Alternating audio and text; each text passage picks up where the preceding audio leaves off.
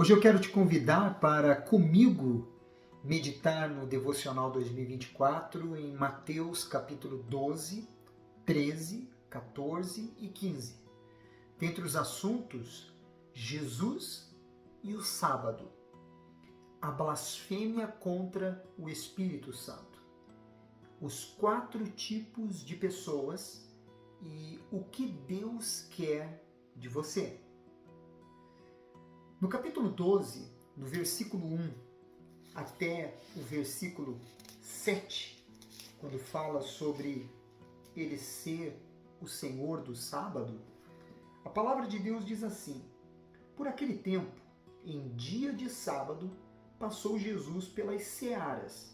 Ora, estando os seus discípulos com fome, entraram a colher espigas e a comer. Os fariseus, porém, vendo isso, disseram-lhe: eis que os teus discípulos fazem o que não é lícito fazer em dia de sábado. Mas Jesus lhes disse: não lestes o que fez Davi quando ele e os seus companheiros tiveram fome? Como entrou na casa de Deus e comeram os pães da proposição, os quais não lhes era lícito comer, nem a ele, nem aos que com ele estavam, mas exclusivamente aos sacerdotes? Ou não lestes na lei que aos sábados os sacerdotes no templo violam o sábado e ficam sem culpa?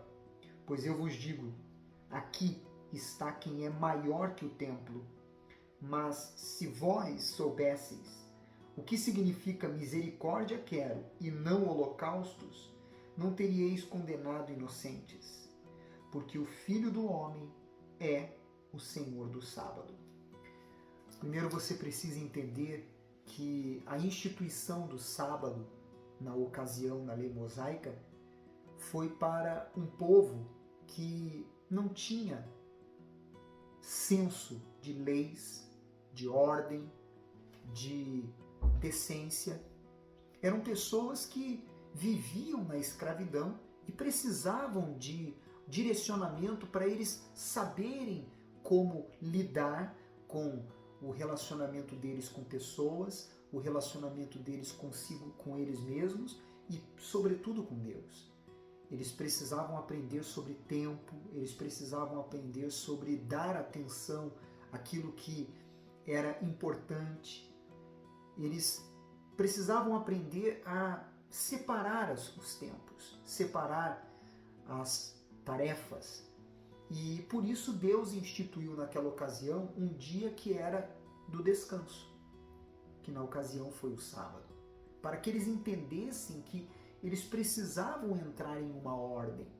Quando Jesus ele fez esta colocação de que ele era o Senhor do sábado, ele estava dizendo que ele estava acima do sábado, que ele tinha autoridade sobre o sábado, que ele estava na função de ser o Senhor a ser seguido e não simplesmente ficar preso a meras tradições.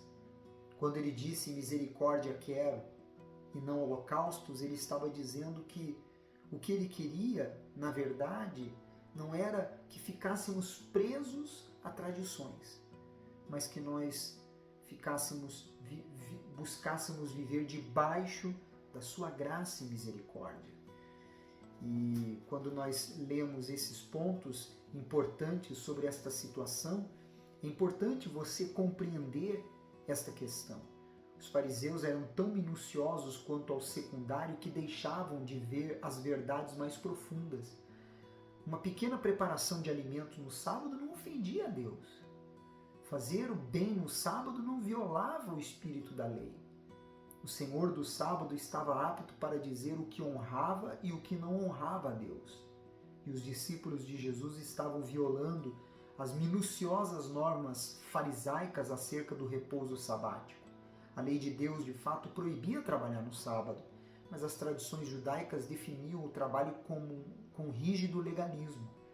Os fariseus consideravam errado até mesmo arrancar alguns grãos e esfregá-los nas mãos antes de comer.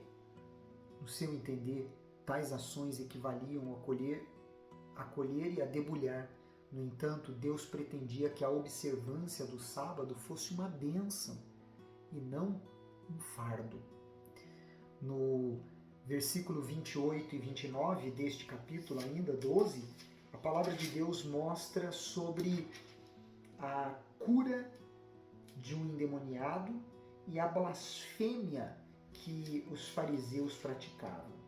Diz assim a palavra de Deus: se, porém, eu expulso demônios pelo Espírito de Deus, certamente é chegado o reino de Deus sobre vós.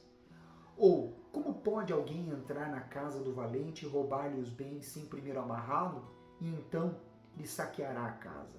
É claro que para o reino de Deus vir sobre nós, primeiramente o reino das trevas tem que ser extirpado. Este valente que a Bíblia aqui se refere são os demônios, que se apropriam da vida daqueles que ainda não pertencem a Deus. Amarrá-lo significa que alguém maior do que ele chegou para fazer com que ele bata em retirada. Quando nos inclinamos a Jesus, ele entra e expulsa todo o mal.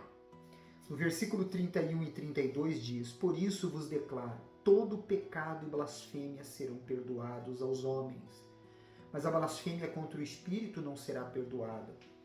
Se alguém proferir alguma palavra contra o Filho do Homem, ser-lhe-á isso perdoado. Mas se alguém falar contra o Espírito Santo, não lhe será isso perdoado, nem neste mundo, nem no porvir. Blasfemar contra o Espírito Santo não é apenas uma falta cometida uma única vez. Antes, é uma atitude de rebelião contínua, um modo de vida obstinado que rejeita e insulta continuamente o Espírito Santo. A ele com resistência. E isso é que torna, na realidade, um pecado eterno, como está escrito em Marcos 3:29.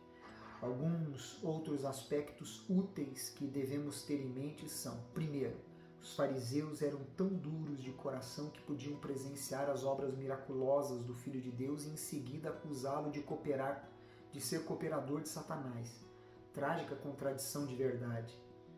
Segundo, blasfemar contra o Espírito Santo é rejeitar tudo o que Deus está fazendo para darmos a salvação por meio de Cristo. Terceiro, blasfêmia contra o Espírito Santo não é imperdoável por causa de alguma coisa feita sem intenção no passado, mas em virtude de algo que está sendo feito de forma deliberada e incessante no presente. Se há em você a disposição de arrependimento, Deus está pronto a lhe perdoar, como está escrito em 1 João 1:9. Neste caso, fique tranquilo, você não pecou contra o Espírito Santo. No versículo 43 ao 45, a palavra de Deus diz sobre a estratégia de Satanás. Quando o espírito imundo sai do homem, anda por lugares áridos procurando repouso, porém não encontra. Por isso diz: voltarei para minha casa de onde saí. E tendo voltado, a encontra vazia, varrida e ornamentada. Então vai e leva consigo outros 7 espíritos piores do que ele, e entrando habitam ali. E o último estado daquele homem torna-se pior do que o primeiro. Assim também acontecerá a esta geração perversa. Esses lugares áridos representam uma insatisfação dos demônios por não estarem habitando onde eles desejam, dentro de nós. Ao voltarem para ver como nós estamos, se estivermos simplesmente preenchidos pelas bênçãos e não pelo abençoador, cedo ou tarde, o nosso estado espiritual se tornará pior do que o primeiro. No versículo 46 ao versículo 50, a palavra de Deus fala sobre quando Jesus disse que a sua família eram aqueles que estavam ouvindo a sua palavra e não propriamente a sua mãe, os seus irmãos que estavam ali na porta. O que ele estava querendo dizer com isso? Jesus acentuou que seguir a Deus e não a herança familiar é o que realmente conta.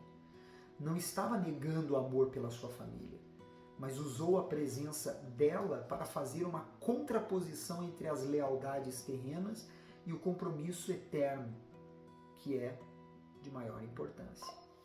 No capítulo 13, do versículo 3 ao versículo 23, a palavra de Deus fala sobre uma das mensagens mais maravilhosas do Senhor Jesus, quando ele fala sobre a parábola do semeador.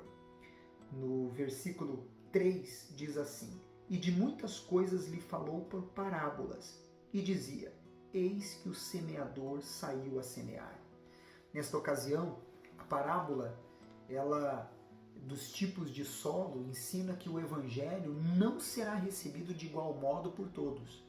Pode haver pelo menos 3 interferências: a oposição satânica, a primeira semente; a perseguição por estar no caminho da fé, a segunda semente; a atração pelos prazeres do mundo, a terceira semente. E se nós criarmos raízes, a palavra de Deus pode produzir uma vida frutífera, que é a quarta semente. Cada um de nós temos que avaliar quais destas você temos sido. No versículo 44 deste mesmo capítulo, a palavra de Deus mostra sobre o tesouro escondido, dizendo: "O reino dos céus é semelhante a um tesouro oculto no campo, o qual certo homem, tendo achado, escondeu, e transbordante de alegria vai, vende tudo o que tem e compra aquele campo."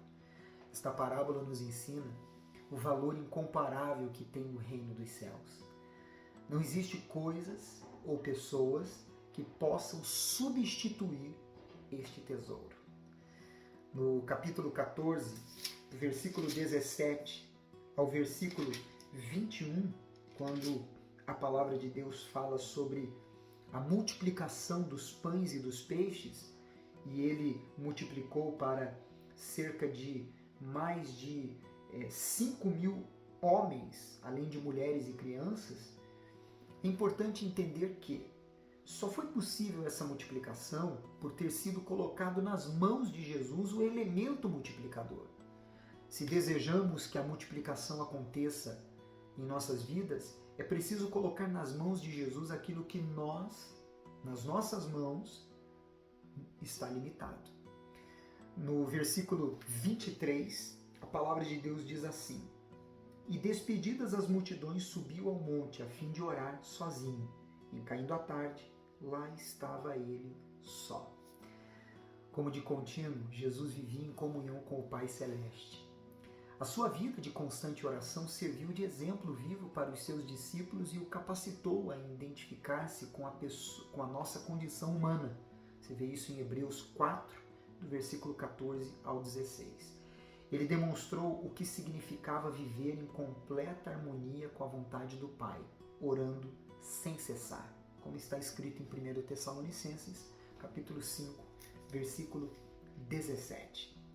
A palavra de Deus mostra no versículo 25 ao 32 o momento em que Jesus anda sobre as águas, e ali Pedro afunda quando pediu para andar sobre as águas, e ele então levanta daquela situação. O acontecimento sobrenatural do andar sobre as águas veio a confirmar a capacidade que Jesus tem de nos auxiliar nas tempestades e nos problemas que enfrentamos. Quando Pedro começou a caminhar sobre as águas, estava acima das tempestades. Mas ao reparar a força do vento, tirou os olhos de Jesus. E quando tiramos os olhos de Jesus, imediatamente colocamos os olhos onde não devemos, nas circunstâncias, adversidades, nos empecilhos e etc. É neste momento que permitimos que as dúvidas nos dominem. Pense comigo, qual era a profissão de Pedro? Pescador. Como um pescador, ele não deveria saber nadar? Mas isso é o que acontece quando as dúvidas nos dominam. Faz com que nós nos tornemos impotentes e totalmente sem entendimento racional. E para terminar, o versículo 7 ao 9, quando fala sobre honrar a Deus de todo o coração, de toda a nossa alma, ele ensina que nós devemos nos voltar para Ele com o coração quebrantado, rendido a Ele, para que então possamos viver o Evangelho e não rituais vazios, pois é exatamente isso que Ele espera de cada um de nós.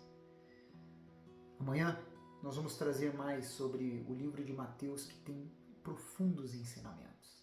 Você é especial para Deus. Até amanhã.